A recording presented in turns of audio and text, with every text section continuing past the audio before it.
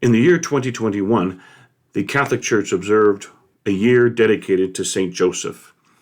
At the outset, it would seem a very good thing. Our devotion to the Blessed Mother is such that we often forget that she was a married woman and her husband is St. Joseph.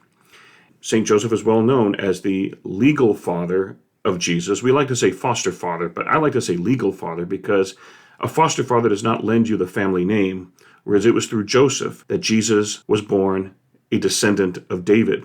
And it was from Joseph that he received that name and descendancy from David. So I like to say he was the legal father of Jesus. Joseph is the patron saint of a happy death.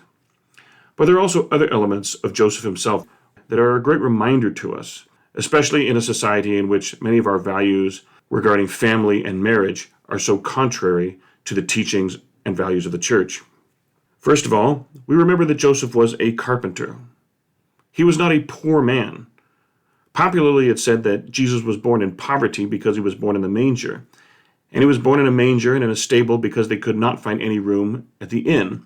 That would imply that they had money to pay for an inn and were looking for a room, but there just was no room. But Joseph was a worker. He was a carpenter. He earned a living.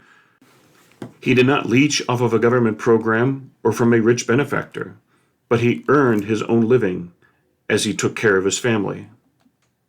This was a middle-class family with an important profession for a town such as Nazareth. Joseph raised his son in the carpentry profession, and Jesus came to be known as the son of the carpenter. So Joseph is very much a worker. But perhaps most importantly, Joseph was a husband.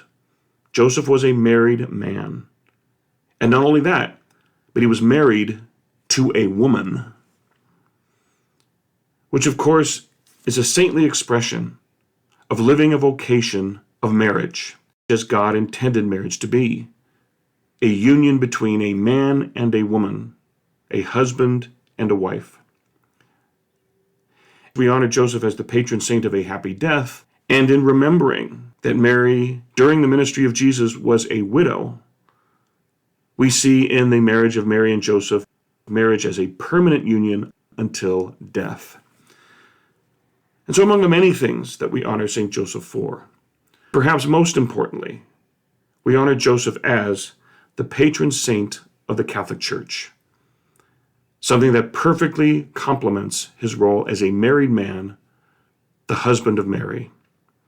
As Mary is the symbol of the Church, we see in her husband the patron saint of the Catholic Church.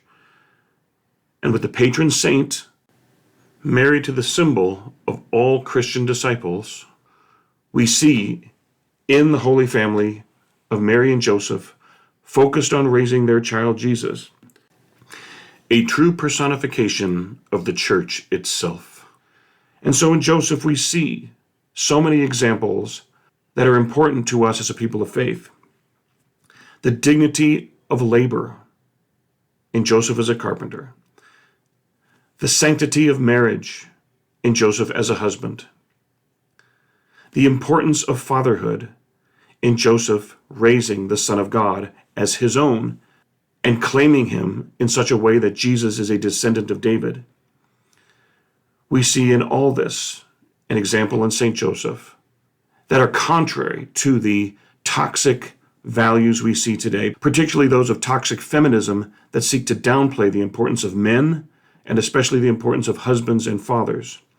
We see in St. Joseph an example of a faith that is holy, that is hardworking, that is nurturing, that is faithful, and a faith that is masculine.